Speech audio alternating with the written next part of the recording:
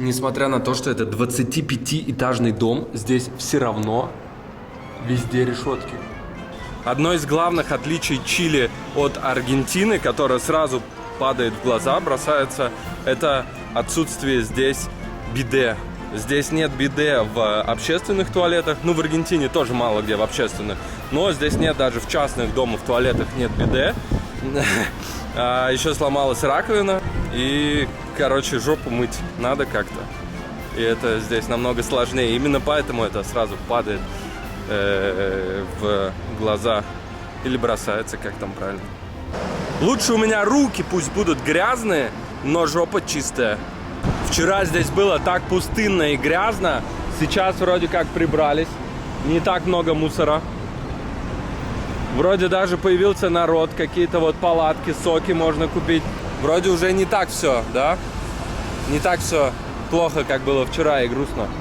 Ну что, вот и наступил первый рабочий день. Бизнес открылся, люди пошли на работу, кто-то, наверное, на учебу. Вряд ли здесь есть каникулы, по крайней мере, в январе. И стало поживее. На улицах не так грязно, кафешки пооткрывались, стало повеселее. Инкассаторские тачки здесь в Чили такие же, как в Аргентине, по крайней мере, похожие, супер-мега яркие, все бронированные, формы такой просто, сама форма отпугивает, не хочется на них нападать. Я думаю, у них бронированные шины, как в GTA были, в GTA я таких грабил дофига. Мерседес, такой красавчик чисто. Ставь Лукас, если бы хотел кататься на инкассаторской тачке. Вау, смотрите, здесь кафе, просто растения, и растут настоящие гранаты. Я как растут настоящие гранаты только в Иране видел. Сейчас я в районе, в котором улицы также просто расположены квадратами, перпендикулярно друг другу, и это очень похоже на микроцентр в Буэнос-Айресе. Такого же цвета такси, такая же надпись Libre на лобовом стекле. Разве что здесь в Чили не принято пить мате, и я не видел ни одного здесь человека с колобасом, хотя, казалось бы, всего ничего, граничащая с Аргентиной страна. Здесь довольно много черных. Черных не сыщешь днем с огнем в Аргентине. По крайней мере, в Буэнос-Айресе, ну их просто за месяц жизни я видел, может быть, пару раз всего около вокзалов. Здесь их не так много, как в Бразилии, но они есть. Аргентинцы, ну я не могу сказать, что гордятся, но когда их спрашиваешь, почему черных нет, где они? Они говорят, так их в войну всех отправили на фронт первыми, поэтому их сейчас и нет. Вот уж действительно, Сантьяго, третий день Нового года, выглядел намного оживленнее, чем в первый и во второй. Открылись офисы, кафешки, различные культурные и государственные заведения. Люди высыпали на улицу, ну а я уже давно был тут.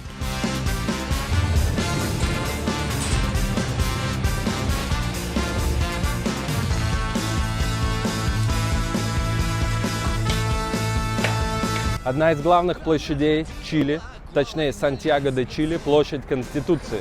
Почему-то во всех странах есть площади Конституции, почти во всех.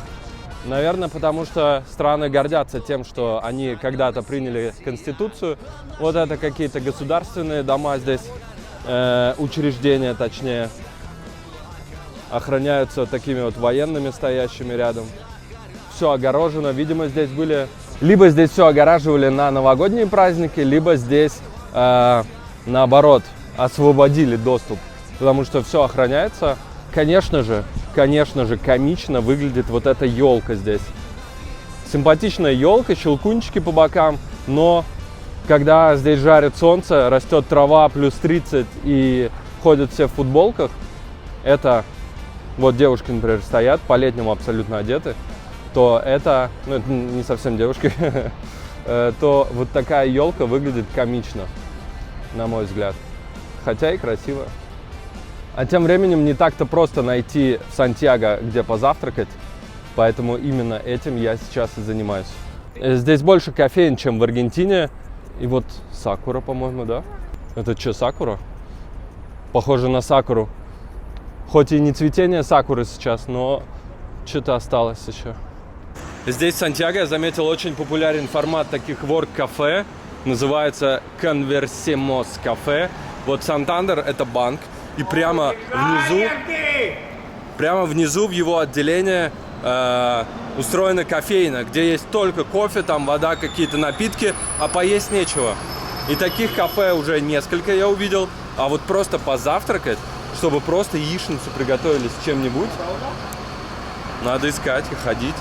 Чтобы не какой-то сэндвич гребаный, а что-нибудь такое, яичницу там. Такая скукоженная яичница. Такая прям...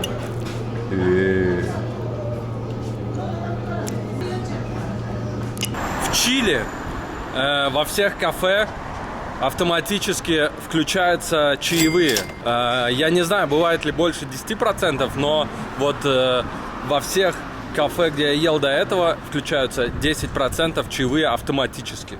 Все цены указаны без чая. Похоже, видимо, на Америку. Только в Америке цены в магазинах без налогов, да? Там еще на кассе налог прибавляется. А здесь вот в ресторанах цены без чая, потом еще тот же самый налог, по сути, прибавляется. В прошлой серии я заходил в метро и ничего не понял. А сейчас я решил зайти в метро и купить себе все-таки поездочку. Hola, ¿cuánto costa uno ride? Tienes que comprar una tarjeta. Tarjeta. Sí. ¿Cuánto costa tarjeta? 1550. Ok. Sí. Sí. Y aquí tú cargas los viajes que vas a usar. ¿Ah? Y aquí cargas los viajes que vas a usar. No hablo español. Los tickets que vas a usar. Metro. Sí. Ticket. Ticket. Что касается метро в Сантьяго, то оно в принципе неплохое. Правда, стоит в 7 раз дороже, чем в Аргентине. С московским или питерским, конечно, сравнивать бессмысленно, в России метро классное. Но с европейским вполне можно. Так вот, метро в Сантьяго похоже на метро в каком-нибудь Лиссабоне. Без излишеств. Правда, на остановках без конца заходят продавцы всякого разного и кладут свои товары прямо на ноги. За одну поездку на моей штанине полежало 4 разных товара. Это невероятно бесит. Вот так вот в метро выглядят турникеты. Так выглядят турникеты в обратную сторону. На выход, на вход такие же, как в Аргентине, как у нас. Карту прикладываешь, заходишь. Ну а сейчас время ехать к океану. К Тихому океану, на котором я был, но с другой стороны, со стороны Находки, например, в России, со стороны Таиланда, или точнее Индонезии. Там он больше относится к Тихому, а не к Индийскому, я бы сказал. Hola. Ticket Viña del Mar. Uno, Viña Santiago, open ticket, anytime, Sí, todo, hoy. ¿sí? 20.400. Ok.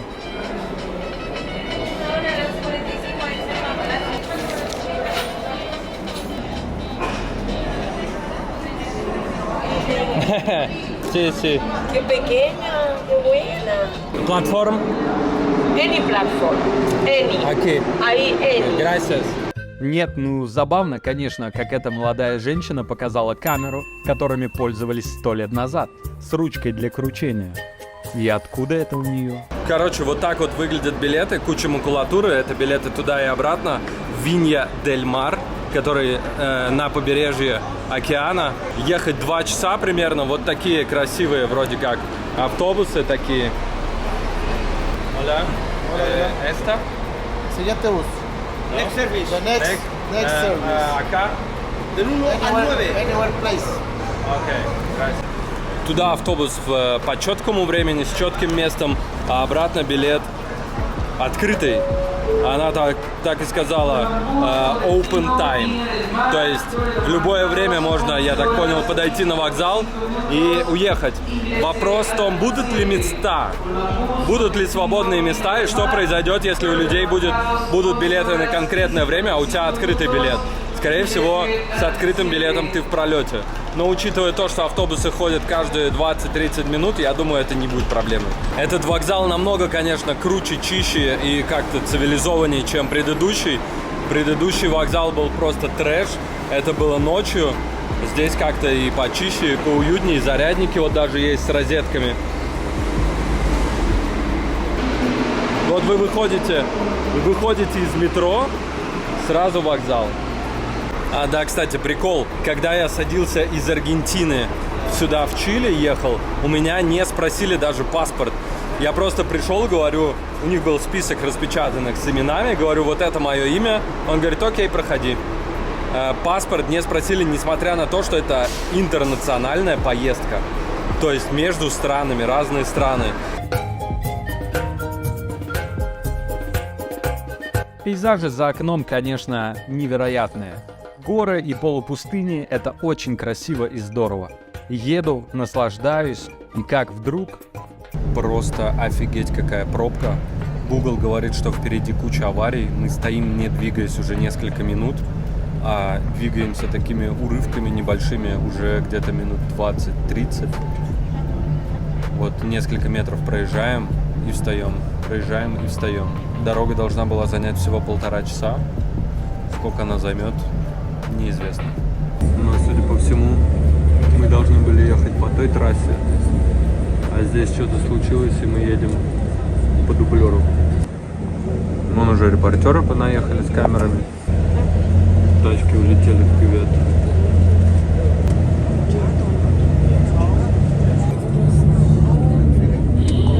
Какая-то перевернутая. Еще одна. Проехали эту аварию. Там просто вообще дичь полная. Я погуглил, что произошло. Во всех СМИ уже написано час назад, что случилось ДТП. Фура без тормозов летела сзади в тачке, протаранила 11 машин, так написано. 5 погибших, много пострадавших. Еще и автобус задела. Я в России, помню, насмотрелся видосов тоже на ютубе с фурами, которые без тормозов летают в пробку на трассе, например. Те тачки, которые первые принимают на себя удар, там, конечно, вообще ничего не остается. Ужас. Приехал я в Винья-дель-Мар, такой вот городок на побережье. Чувствуется такой воздух морской немного, свежий. Солнце печет, но ветерок такой свежий. Я думаю, когда солнце сейчас исчезнет, через несколько часов будет прохладно. Авокадо 2800, зрелая, сочная. Клубника 2 кило. Oiga, 2 кило?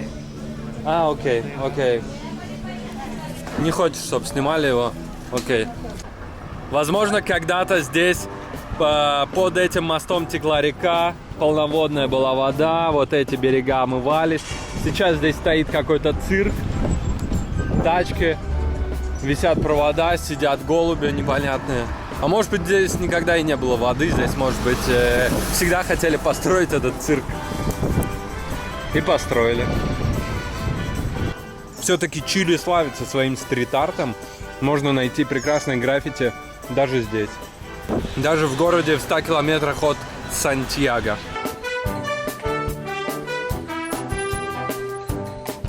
Встреча на остатки былой роскоши. А сейчас за этим поворотом должно быть что-то, кроме вот того шпиля церкви. Что-то, что очень интересное.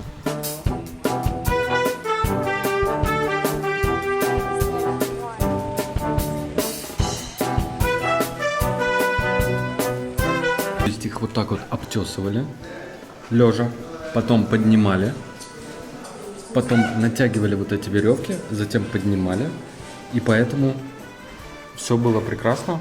Он только с одной стороны обтесан, потому что с другой стороны он лежал на земле, и до нее было просто не достать. Никаких инопланетян. Самый большой истукан 21 метр. Вот он. Эль Гиганте. Прекрасный музей для любителей музеев. Я же не самый большой любитель музеев. Для меня они скорее как долгожданные оазисы в пустыне для уставшего путника. Во время путешествия по жарким странам, в немногочисленных музеях, как правило, можно не только получить некоторые интересные знания и взглянуть на прикольные всякие штукенции, но, что еще важнее, охладиться и перевести дух, чтобы двинуться дальше с новыми силами. Да, это сексуально. Такой у него, конечно, смотрите, огромный. Отсюда я узнал, что из 1 литра морской воды получается 35 грамм соли. А чувак сзади узнал, что из какой я страны, сказав 4 буквы РУС. Как он узнал? Найдено место в Винья-дель-Маре, где большая концентрация туристов, приезжих. И это место, это музей насекомых, там археологии и всего такого. И здесь стоит вот такой истукан. Статуя Мауи. Говорят, что это настоящая статуя Мауи. Надеюсь, все знают, что статую Мауи не инопланетяне сделали, не кто-то их привез там, их просто замутили из Пемзы чуваки, которые жили на острове Пасхи. Остров Пасхи принадлежит Чили, и он находится в нескольких тысячах километрах отсюда, просто посреди гребаного ничего, в воде стоит остров, по которому раскиданы кучи, сотни, может быть, если не тысячи, вот под таких истуканов, которым всем из них не больше там нескольких сотен лет, 200-300 лет максимум. Кто-то крикнул «Россия», но я думаю, что не мне.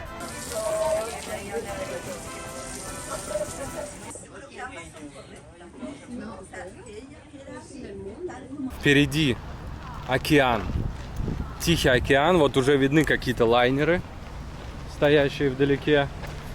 Пекло и влажность, почти как в Рио. Люди чилят. Люди чилят, потому что это Чили. Тихий океан. Винья-дель-Мар, побережье Чили, в Латинской Америке, волнорез. И это уже начало океана, это не залив, ничего, это сразу океан. Если долго плыть туда, можно приплыть либо в Австралию, либо в Россию. И я был на Тихом океане, знаете где? В Находке я был на Тихом океане. И там тоже, там было его начало, а здесь вот его начало с абсолютно другого конца света. Как думаете, чел влезет или не влезет? Я думаю, что нет. Чуть... глазомер. Глазомер не проведешь. Не хватило. Ну и так можно оставить, да, видимо? Городок, состоящий из океана, кафешек, огромного количества таких вот ресторанчиков. Самый, что ни на есть, обыкновенный, стандартный прибрежный город. Что в Турции они такие же, которые прибрежные, что в Европе, что где. Везде вот почему-то все одинаково. Пальмы, магазины, рестораны, отели, все. Поэтому на этом, об этом городе все.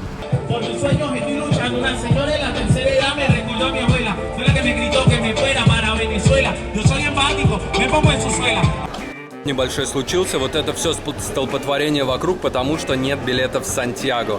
Ни у одной компании нет билетов в Сантьяго, но сегодня, я не знаю, что такое произошло, но, короче, никто не может уехать, и в том числе я. Я не знаю, что делать сейчас. Я обошел вообще каждое окошко, нигде нет билетов в Сантьяго. Удалось урвать билеты на последний рейс в Сантьяго, Пулман, по цене в 2,5 раза дороже, чем я ехал сюда. Это просто трэш. Я не знаю, что происходит сегодня вторник, почему столько народу, но сейчас мы направимся в Сантьяго. Жаль, что в автобусах не кормят. Поэтому по приезде я быстро слопал бутер и погнал спать. Вот такая вот карта метро Чили. Метро довольно большое. А если с вами что-то случилось в вагоне чилийского метро, звоните по номеру 1488. Мы хардбас ваш дом приносим. 1488.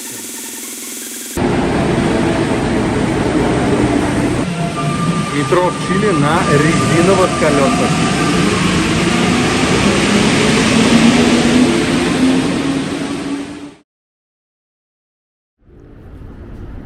Такой вот видончик из окна.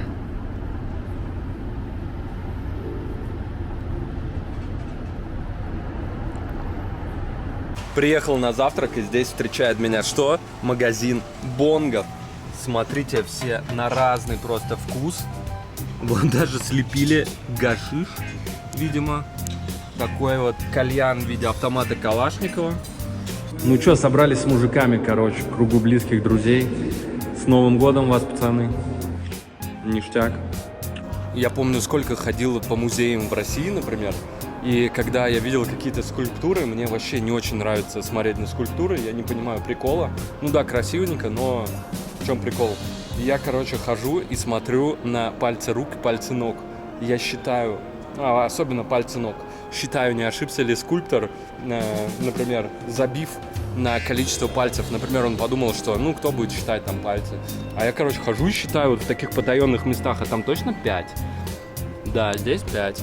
И, короче, проверяю все это. Я был в Питере в Академии Штиглица, и там было примерно так же, но только где-то раза в 3 красивее. Тоже помню, можно подняться вот так наверх, обозреть все, что внизу. Такая вот... Там сыпали экскурсоводы терминами всякими архитектурными. Я не говорю на архитектурном. Вот, но, короче, все вот эти штуки красивые, колонны там и все остальное. Это круто. Почта Чили. Хочу отправить открытки. Стою уже 20 минут просто. Оформляю все супер дико медленно.